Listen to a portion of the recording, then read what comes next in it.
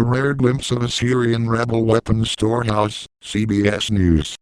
News.com /CBS Evening News /CBS This Morning /48 Hours /60 Minutes Sunday Morning Face the Nation Up to the Minute. Log in.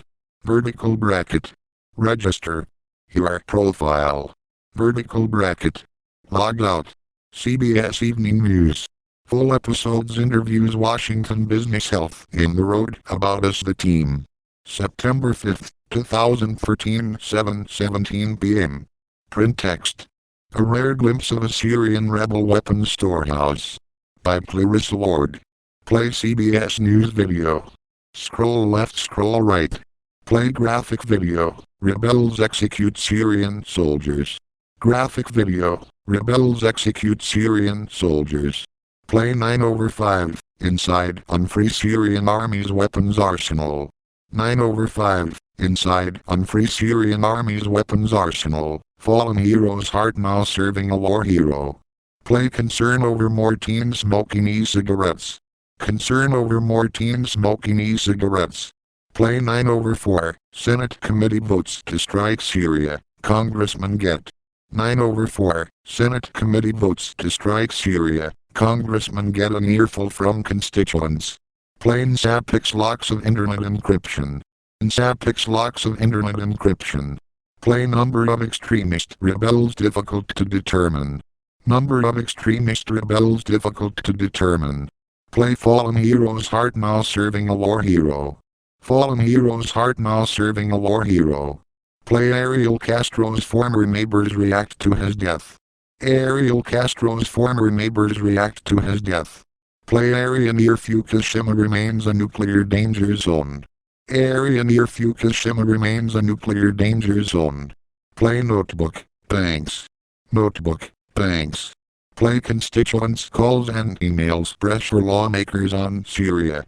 Constituents calls and emails pressure lawmakers on Syria. Play Senate committee votes to strike Syria, but there's opposition. Senate committee votes to strike Syria, but there's opposition in House. CBS News, Antakya, Turkey, just as President Obama is trying to win congressional support for a strike against the Syrian dictatorship, there is a new complication. A video obtained by the New York Times, who said these were Syrian rebels back in April about to execute Syrian government soldiers. CBS News is not showing the actual shooting, but as the video goes to black, you will hear the sound of gunfire. Watch the video obtained by the New York Times of the execution of Syrian government troops. There are many rebel groups battling the Syrian dictatorship, some the US has called freedom fighters, others it labels terrorists. Secretary of State John Kerry said the bad guys, as he calls them, make up only 15 to 20% of rebel forces. The Free Syrian Army is one rebel group the U.S. administration is betting on.